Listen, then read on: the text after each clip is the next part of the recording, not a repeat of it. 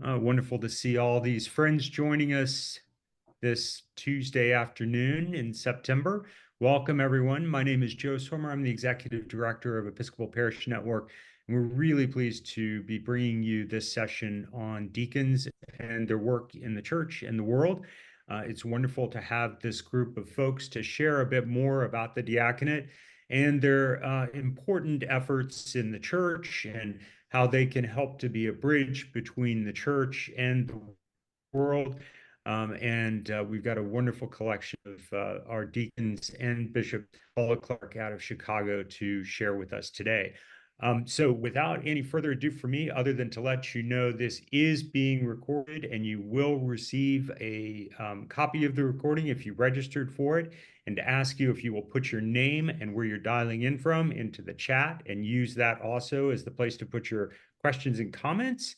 I am now going to hand it off to John and let him take it from here. John, thanks so much. And thanks to our panelists and everybody listening. Joe, thank you. And thanks to Joe, Laura, and the rest of the EPN team for this workshop series, and particularly their support of deacons. We appreciate you very much. Thank you. Again, my name is John Ray. I am a deacon serving in the Diocese of Atlanta. And before I introduce our panelists, let me just give you some guidance on questions. We solicit them, first of all, so please put them in the chat. We cannot see you, but we can see the chat. So if you'll put your questions in the chat, we will get to them as we go along through this workshop. Let me introduce our panelists. First, Bishop Paula Clark. Bishop Clark is Bishop of the Episcopal Diocese of Chicago. We also have Deacon Carter Holly, and Carter is the Executive Director for the Association for Episcopal Deacons. She also serves in the Diocese of Pittsburgh at Trinity Cathedral in Pittsburgh. And finally, Archdeacon Carol Maddox. Carol is Archdeacon for Discernment in the Diocese of Atlanta, and she is currently serving as president of the Association for Episcopal Deacons. Welcome, all of you. Thank you for taking the time to be with us today. Carter, let's start with you. And if you could just give maybe a brief review of the diaconate in the Episcopal Church. It's an unfolding order, is it not? Yes, it is. So many of you know that there were deaconesses at one point, and the deaconesses, I think, were largely deaconesses because it was at a time when the church was not ordaining women to the priesthood. And that is an important piece because in addition to not being able to be ordained as priests, they also were not able to be part of the pension system, which is basically how the fund for the diaconate started as a self-funded pension for the deaconesses. There was a resurgence of the diaconate in the 70s, and it's kind of central in our prayer book. We talk about what the roles of the deacon is to be a bridge between the church and the world. There are some great books that give outlines of the history of the different, we call them waves of the diaconate. So there have been deacons who've been ordained based on what the church needs. And if you look at what deacons are supposed to be, there's a lot of room for the church to deploy and to train and to ordain deacons to do what the church needs at that time. And there have been deacons there have been times in our history where deacons were ordained because what we needed were folks to be liturgical backup. There have been community engagement deacons. There have been social justice deacons. And so it's fascinating when you get a room full of deacons together because we all have a very different understanding of what being a deacon is. And it all is foundational to being a bridge between the church and the world and serving God's people, the least, the last, and the lost. And we are now in the 7th wave of the diaconate. And the question is, what's the diaconate? What does the church need for deacons now? Very quick. That's the very quick answer. Well, let's get into that with Bishop Clark. And if you can address your view of the diaconate and what you see as the needs of the church that deacons can help bridge. First, thank you for having me. I don't proclaim to be an expert in any of this, so that's my caveat for this time. Let me say that I've been involved with ministry with the diaconate for a long time. Early in my priesthood, I served on the Commission on Ministry in a different diocese, and it was quite clear from my interest in the Commission on Ministry that I was foremost interested in the diaconate. So let's start there. I think that the needs of the church have become different in this. I'll use the term that was used earlier, wave of the diaconate. And so I'll say what I have observed in our own diocese, but I would venture to say that it's also a part of what the church is like across different areas. And that is, we just are not in a position to think about ministry as belonging only to one order of ordained ministry. We can't do that anymore. What I have observed and what I've experienced is that the diaconate really does hearken to the priesthood that's needed by a whole bunch of people, especially the needs of our lay people. So the days of being able to lay back and have ministry done to you, not that it ever was, but it really isn't right now. And so the diaconate for us is important in terms of being able to articulate and exhort people to carry out ministry. And that's both our laity as well as the priests with whom they work often. And so I'm in the enviable position of being able to go into a parish and immediately say, there must be a deacon here or not. Because the gap in ministry is really evident. And so what do we need now? We need people who are committed to ministry. We need people who can exhort others into the ministry in which they might be called, but they might not have any idea that they're called to it. We need people who are not tethered to what they ought to say, but what needs to be said, both within a parish and outside of a parish, outside of a worshiping community and in it. And so I believe that's the enviable task and the wonderful ministry that the diaconate can carry forward. And so as we're changing the landscape of what churches, I use the term church widely, what worshiping communities are. I think that deacons play an important role in helping us understand what that is and what it can look like. And so we're taking on a different view of ministry. And I would also say that people are hungering for what the ministry of a deacon can proclaim, even when other people might feel tethered by other aspects of what's expected of them. So I'm very hopeful for the future, quite frankly, of the diaconate. Thank you, Bishop Clark. Carol, I saw you nodding when Bishop Clark talked about the hunger that people have. Why don't you expand on that? Well, thank you. First off, thank you, Bishop Clark. That was well said. and I obviously agreed quite a bit. So I think there is a hunger on two sides. There's a hunger.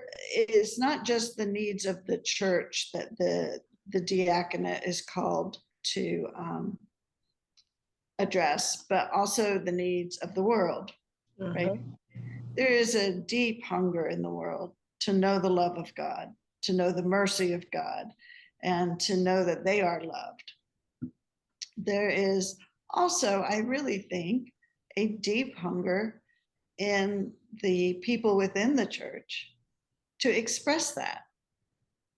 You know, that I'm at our clergy conference in the Diocese of Atlanta right now, and we were just discussing how there are different aspects to church, right? There's the preaching and sacraments, there's the fellowship, and there's the diaconia.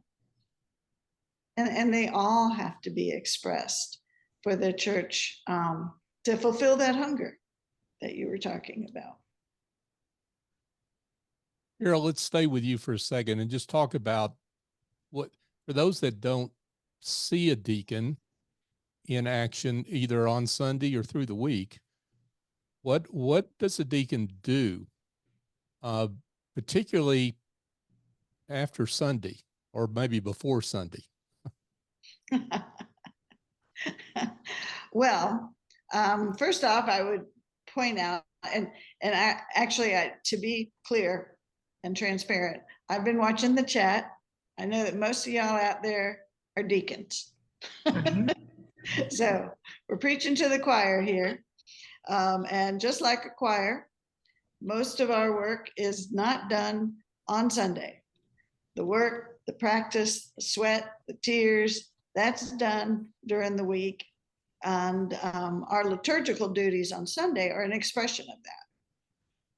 We bring the gospel because that's where our work is grounded in. We dismiss the people to take the work into the world.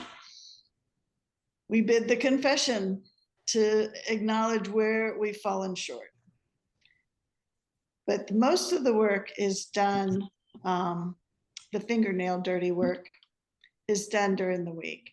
There are the ministries, every time I couldn't possibly list off all the ministries of deacons, because I meet deacons all the time that have a ministry that is new to me and is just so blessedly exciting, right? You know, deacons see those needs. It's like part of our DNA is to see who is not at the table, who is in need, who have we not reached out to, where would Jesus be right now? You know, well, let's follow Jesus here, and not just tell Jesus to come to our table, if that makes sense. So, you know, there's all kinds of ministries. They can be in prisons, they can be in schools, they can be on the streets, they can be in nursing homes. Wherever you can find God's children who are in pain, I think you can find a deacon in that area. And that's a wonderful thing. But there's a lot more areas than there are deacons. And like Bishop Clark was saying, it's part of what the deacon does is help the laity see their role in diaconia and their baptismal vows in providing God's love to the marginalized and the hurting.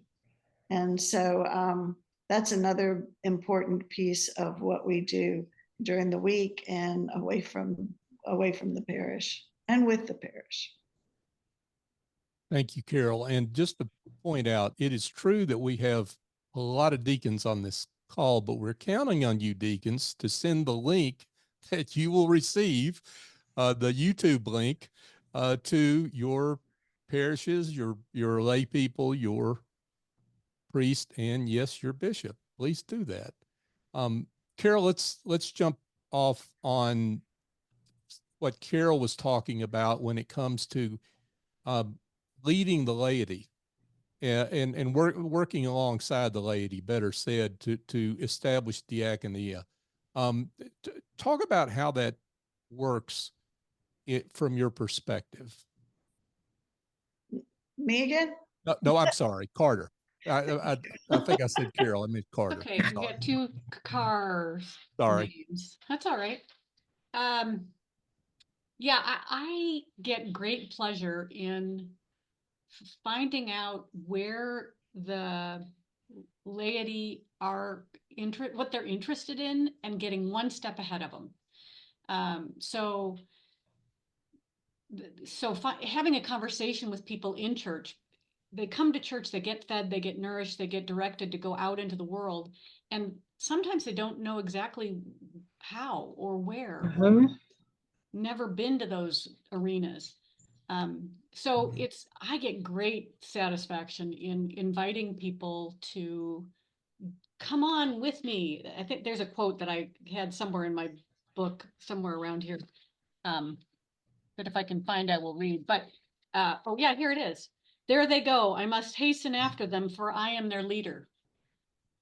That's what we do, is we have to find out what people need, and then, or what the people in the laity, where their passions are, and then help lead them out into the world. And then they get to be God's hands and feet out in the world. And that's really what diaconia is the service.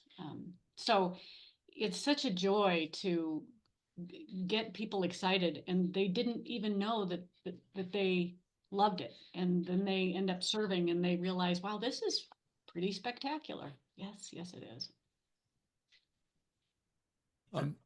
Bishop Clark, if you would address what Carol talked about in terms of bringing the message or the needs, hopes, and wants of the world back to the church, and specifically the Big C institutional church, and how you see that and the importance of that message.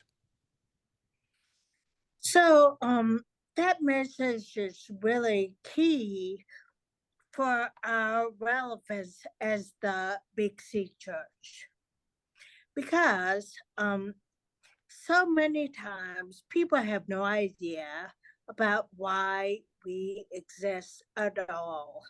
And they don't believe that our institution has anything to do with them.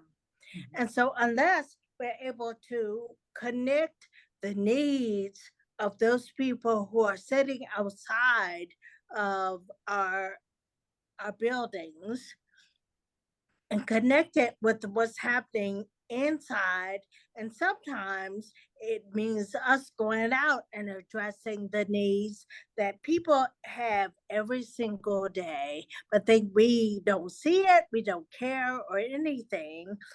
I mean, that's how we are able to connect with the community and really establish a relevance for our community. So for instance, I'll give a hard, in your face kind of example of what that's been.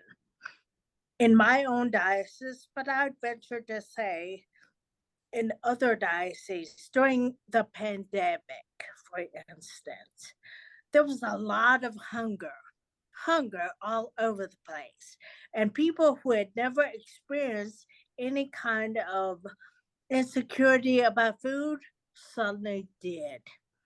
And so our church, the Episcopal Church, the place that people went by every day and thought it was a museum and not a real place, suddenly found out, wait a minute, they're doing hunger ministry and they're really serious about it. And all of these people are involved in it, despite the fact that we're scared to death about COVID, they're doing some real ministry, and they are involved in making sure that hunger is not an issue for us. We might have a whole lot of issues, but this hunger issue they're really serious about. And so that's an aspect of how we can and did and will continue to link the needs of the community with the ability, quite frankly, of the church to bring those together. And now you have me on the soapbox, and we're not going to pass judgment about you either. We're going to say, my sister, my brother, here's what we can do. And you don't have to talk about it later. We don't care about your background. We're here because we care deeply and we want to help you during these rough times. And so I think our diaconate is really key in saying, hey, wait a minute, hunger is real, or whatever the issue is in our community. And we have the resources to be able to make that so. And so to combine efforts to make a reality in ministry tangible, palpable to people, is a superpower that we hold and exercise and suddenly establish relevance, not just because we're doing a good thing, but my soul is fed because we're doing it too. And people find out how important it is for their own overall welfare to meet their sister and brother and meet their needs legitimately and not just in theory. Thank you for that, Bishop. And you set us up for a question we got in the chat. Thank you for that. This question, I'm going to let Carol take this first, if you will, Carol. The question is, can you talk about deacons taking congregations beyond outreach into relational ministry with those they serve, a ministry that is more than us, quote unquote, doing for them, quote unquote, but instead a relationship that where we get to know each other and directly share the love and grace of God? Yes, perfect. So just as Bishop Clark was saying,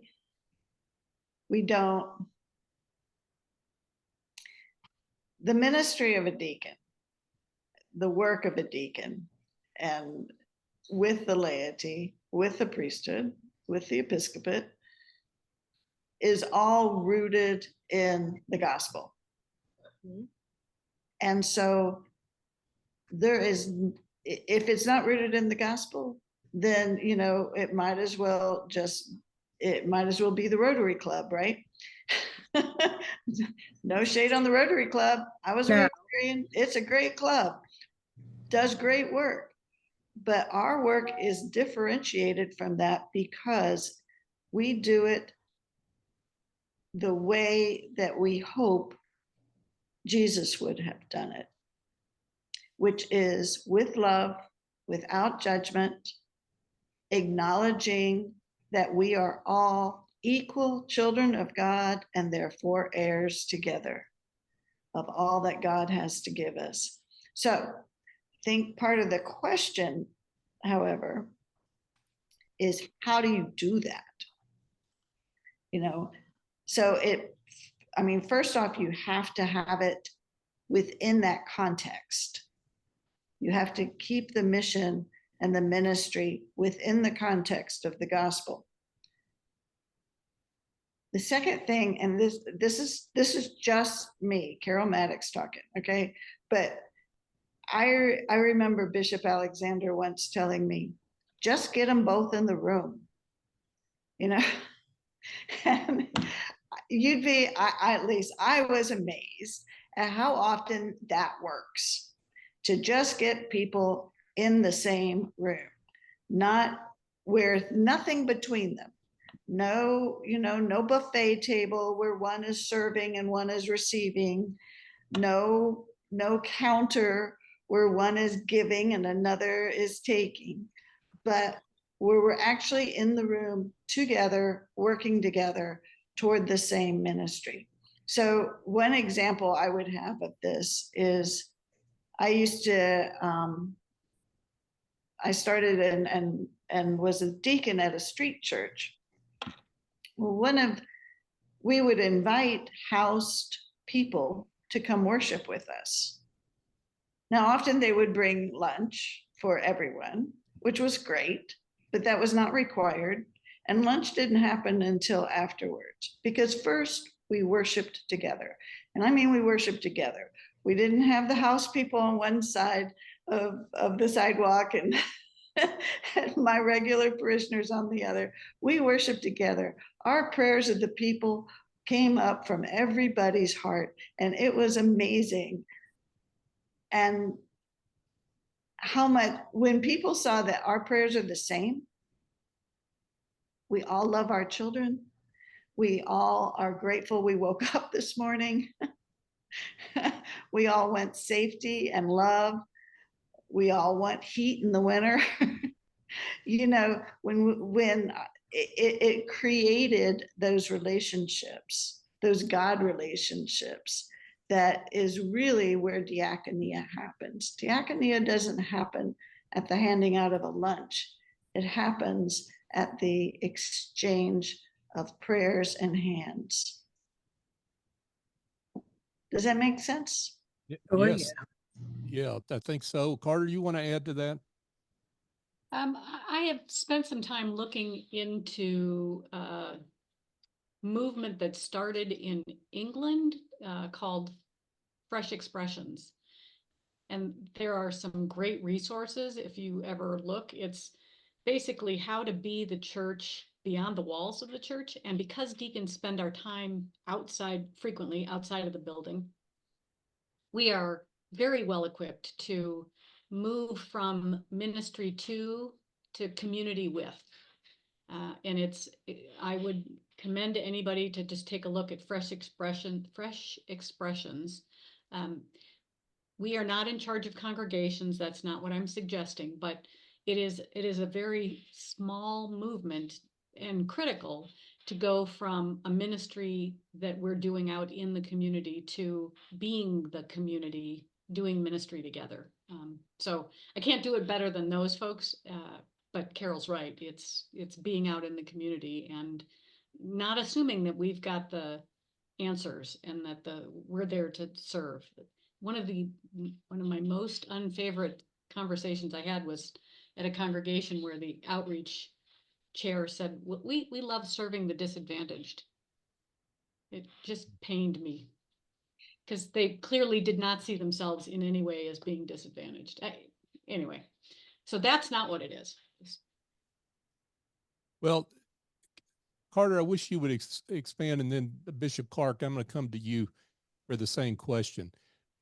Carter, you've given a lot of talks about the future of the church being diaconal.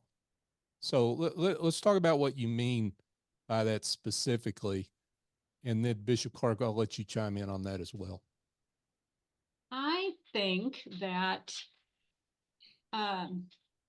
we have buildings across the country in our denomination and in certainly mainline denominations and probably all the others as well that are flailing about because they don't have as many people in them as they did at our heyday in the 60s or 70s. I heard somebody say that the great American experiment of having Sunday morning churches, buildings that are built for a Sunday morning worshiping community, we're going to realize that experiment, which is only about 100 years old, is not a successful long-term strategy. There was apparently a New York Times or New York Magazine article that talked about there are probably 26 Easters left if we don't make changes in the way traditional churches go.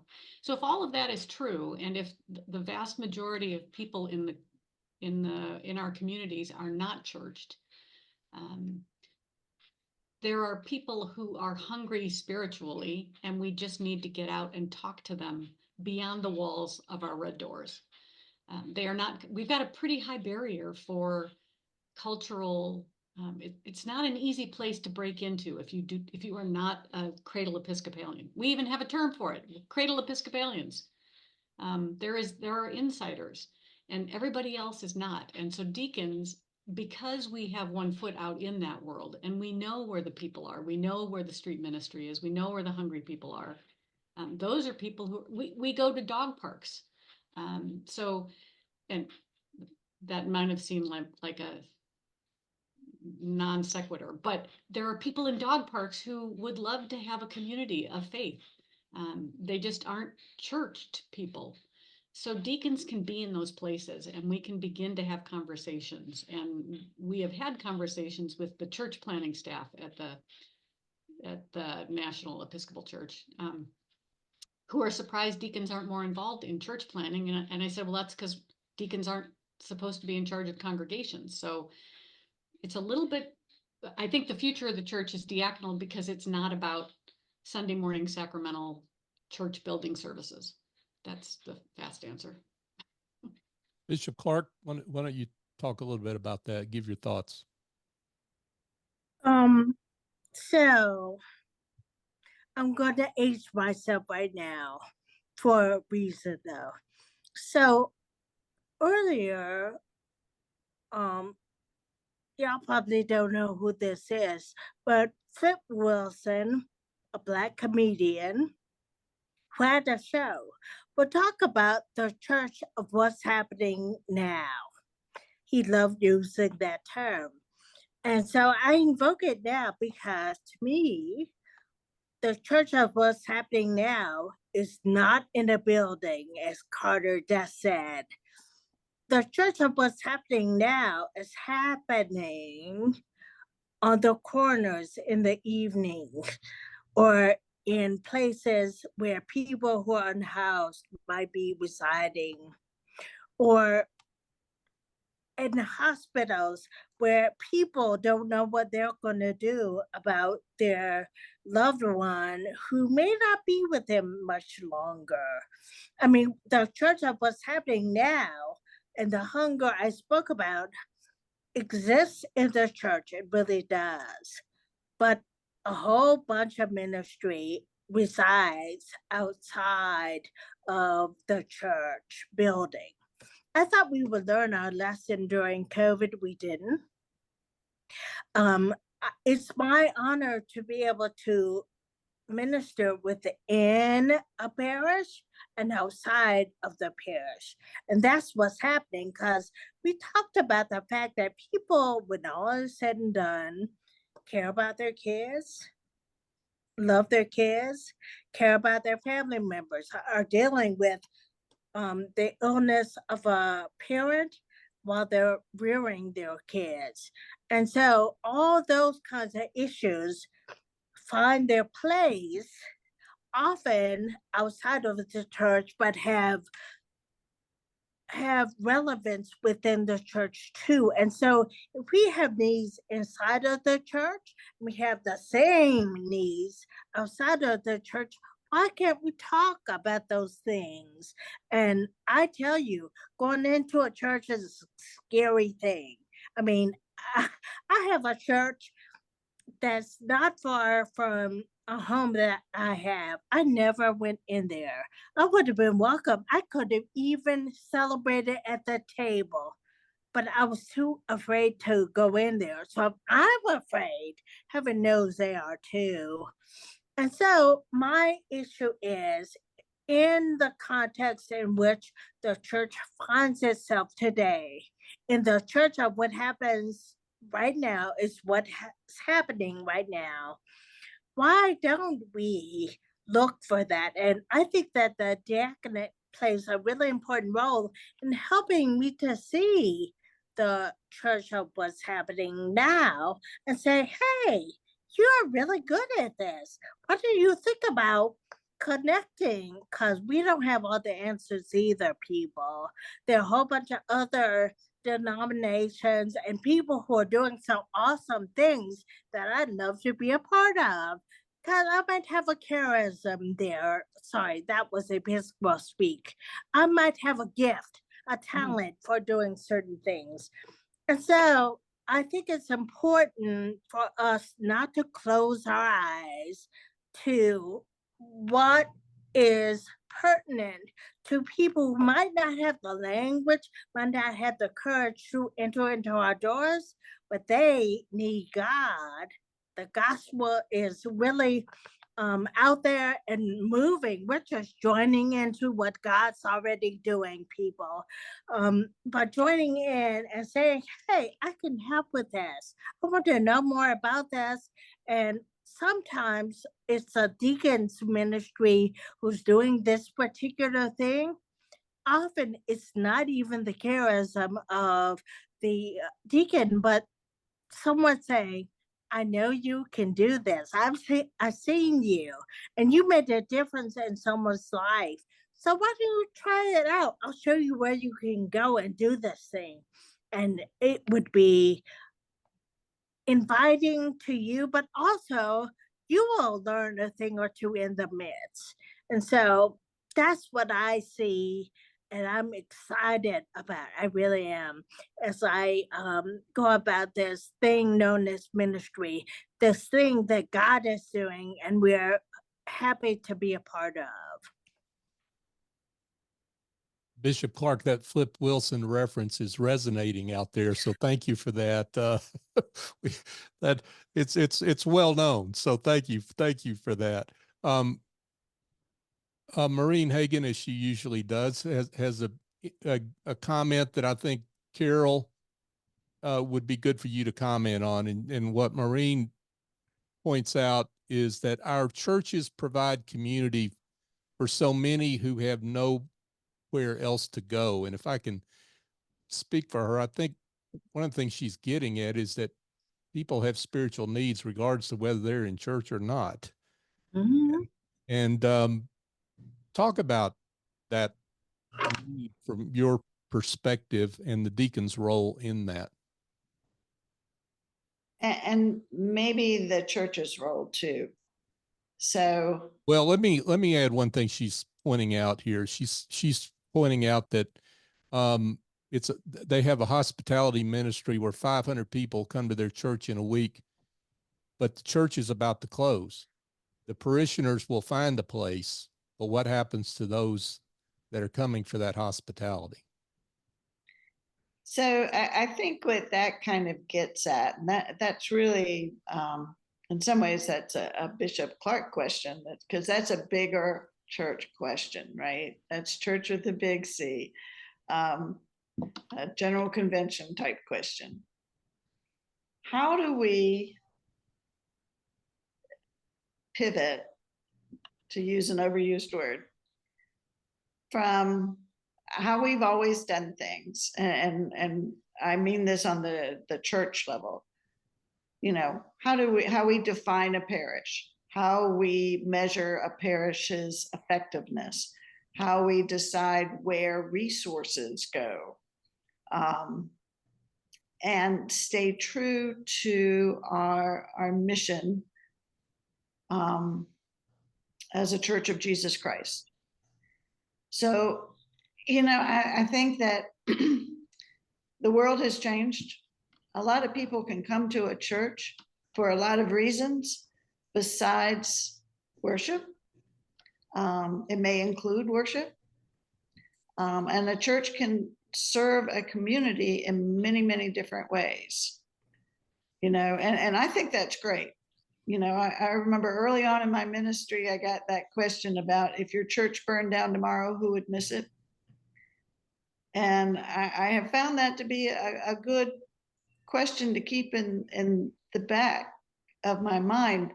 We have not really changed how we measure churches to take that question in. You know, a church from a community point of view can mean practically nothing to them, and yet have, you know, average attendance on Sunday of 300, 500 or more.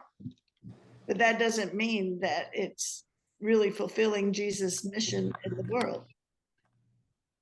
And this example that Maureen is giving is kind of the opposite. It's a church that's making evidently quite a difference in their community, but is struggling to maintain the boundaries we have set as a parish.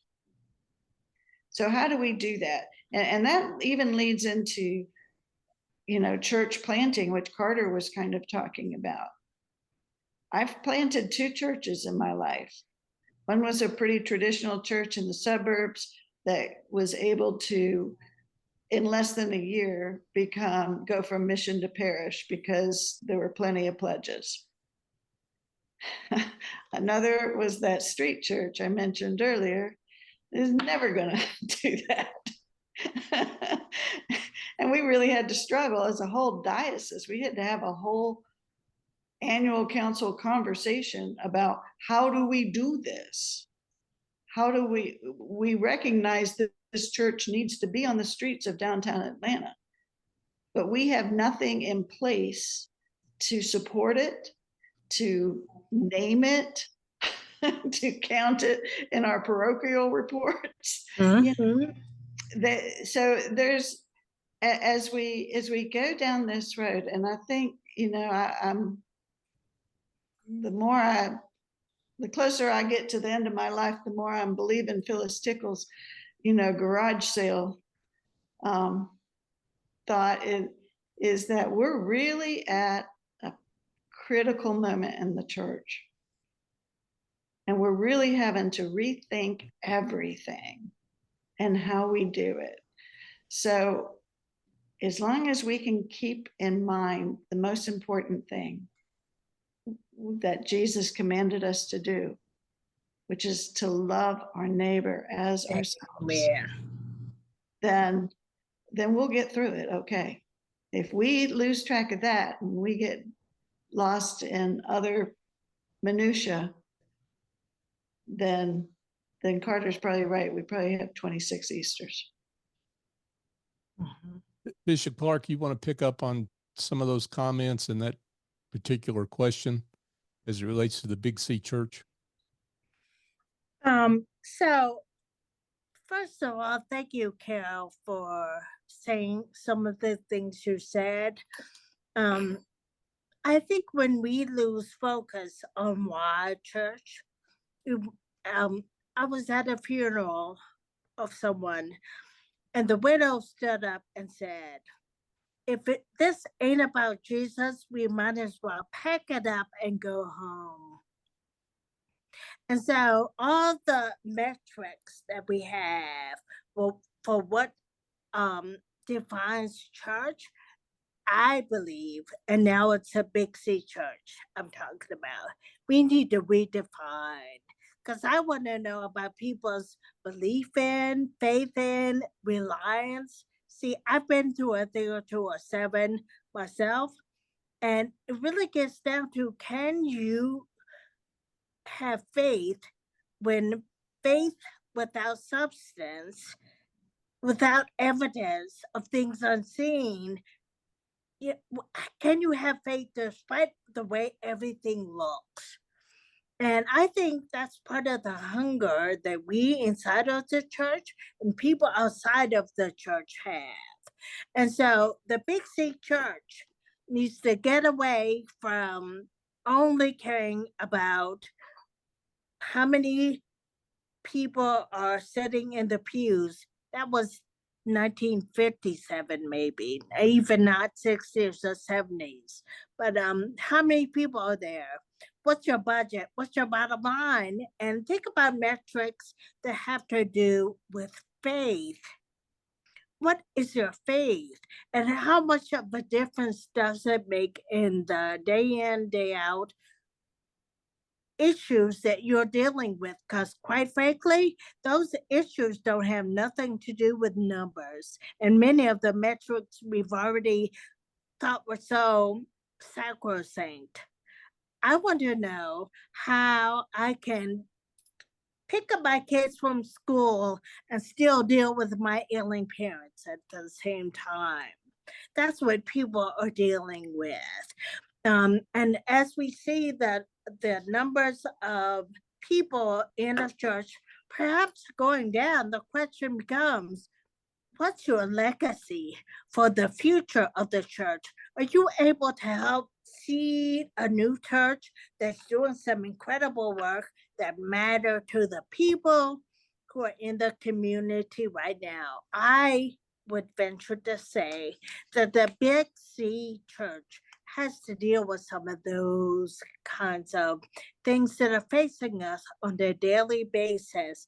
And pardon me for saying so, considering I have a background as a priest in this church, but I think that some of the ticket of going forward is within the diaconate, because we can empower the people of God and say certain things that is not confined to the building and the people occupying it. It goes far beyond in the diaconia of the people in general. So, yeah, I'm sorry, I'm controversial, but that's the way I feel. I do. I'm really excited about, and let me say, that what was doesn't have the same relevance as what we're dealing with right now. And it's so important what we're dealing with right now. And people want to hear from us. So it's not time to be quiet either. Thank you for that, Bishop Clark. We're getting some reaction in the chat. I think you're in a friendly audience when you were start talking about redoing the metrics there. So no worries about controversy in this crowd. Carter, we had a question earlier about you mentioned books you had recommended books about the diaconate, but it brings up a wider question about resources that you're, I think, well equipped to answer. Yeah, I think there is a sheet that's going to be posted that's got a bunch of resources to the Association for Episcopal Deacons. There's two organizations that support deacons right now. The Association for Episcopal Deacons does formation and fellowship and trainings. We've got a conference that's coming up in June of next year in San Antonio, where we're trying to get all the deacons in the church to get together, and anyone else who wants to come and be a deacon supporter.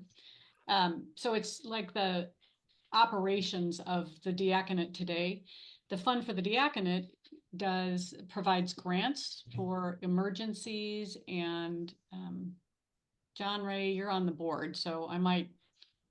Anyway, they have funding for deacons in need, and that is, as I said before, the legacy of the Deaconess Pension Fund. So if you want to get, and both of those websites have great resources, episcopaldeacons.org or fundforthediaconate.org.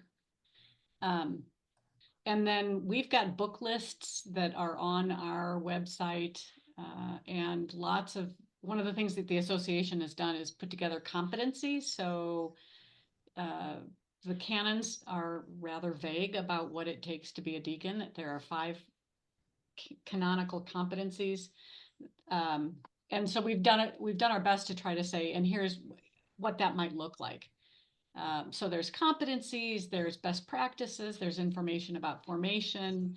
We have once a week, we gather on Monday nights to either do worship and fellowship or education in partnership with Bexley Seabury. We're also working in partnership with some of the other educational resources and services out there.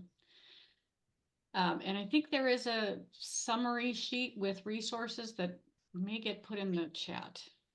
I think. Yes. So there's in the chat, episcopaldeacons.org is the website for AED, the Association for Episcopal Deacons, and then fundforthediaconate.org for the fund. And by the way, that the fund also not only helps deacons that are in need, but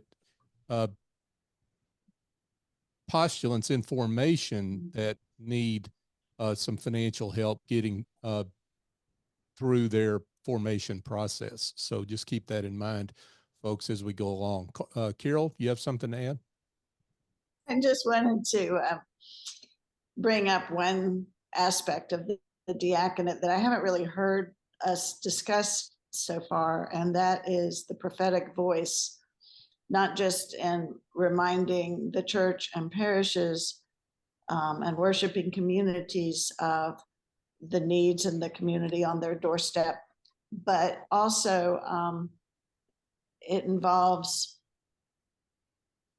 a deacon, I think, is unique, not necessarily uniquely, but definitely called to look at the needs of the community and also look at the reasons for those needs. Mhm. You know, so it's like the deacon is responsible for telling the church that, you know, there's a lot of hungry people here, a lot of hungry children. The deacon's also kind of responsible for looking for why are there a lot of hungry children and naming that. So, you know, I felt like that was one piece that of the diaconate we really hadn't touched on yet, and I wanted to make sure we didn't leave without mentioning. Thank you for that. Another question we have in the chat that I think is a really good one is, can anything be done to bring more uniformity to our order across the church? I have seen many differences in every aspect of the diaconate from diocese to diocese. Bishop Clark, you want to take that one? No, I don't want to take it, but I will anyway. So I guess it's the job of us who lead diocese to think about uniformity.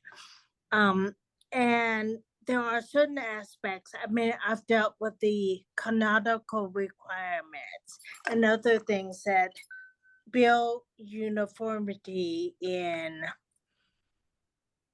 the formation process and also in the actual process of serving in the diaconate. And there are some fundamental issues I think that touch us all, like the needs of the community, the faith of a community, the ability, and thank you, Carol, for saying this, being the voice of what on a greater systemic level might be in action that have caused certain outcomes to happen. I personally would want to make sure that they're broad enough to encompass what's happening in the Diocese of Chicago, which might be one thing in the Diocese of Chicago, in the city of Chicago. It might be totally different, and I mean totally, in another part of our diocese. So the fact that we are called the Diocese of Chicago is a misnomer because there are 120 congregations that work together. And I don't want something that would define us in a way that doesn't encompass the width and breadth and really the work and context of a bunch of varied places, if you know what I mean.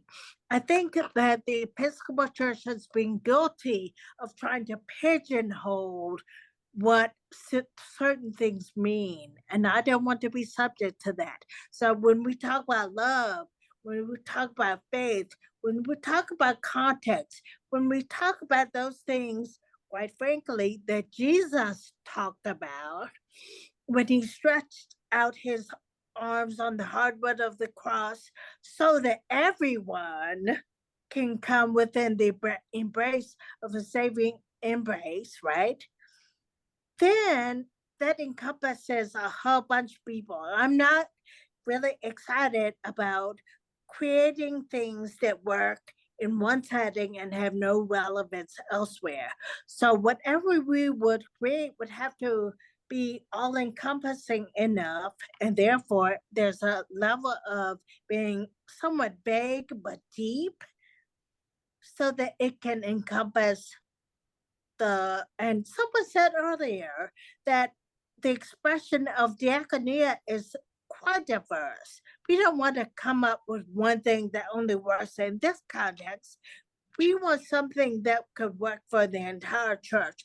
So I'm in favor of that on a wide, encompassing, embraceable, may I add, in a loving manner. Thank you for that. We've got a few minutes left, just very few minutes left. And folks, if you have to go, again, this workshop will be recorded and placed on YouTube. So look out for that if you have to leave. But I want to give one little housekeeping note and to give everyone a chance here to kind of wrap things up. I messed up the URL for the Fund for the Diaconate. It's fundfordiaconate.org. Fundfordiaconate.org. Carter, parting words. Go be the church in the world. Bring your heart with you and bring other people from your congregation. We're the ones who people are excited about seeing in church and in the world. So go be deacons, go be a diaconio and get it in other people. There you go. There you go. Carol? Go in peace to love and serve the Lord. That's easy, for sure. And a reminder of the meaning of that exhortation. Bishop Clark? So, y'all bring me to closing remarks, which I hate, but just be the love of God in wherever you find yourself, so that all of us can follow and be the church, not only within the walls of the church, but in the world. Thank you, Bishop Paula Clark, Archdeacon Carol Maddox, and Deacon Carter Holly for your time and particularly your thoughts and your wisdom today. We appreciate the three of you very much. And again, thank you to EPN, Joe, Laura, and all the team there for the organizing this workshop and for their continued support of deacons and the wider mission of the church. We appreciate you very much. So thank you. God bless. Take care. Bye-bye. Bye.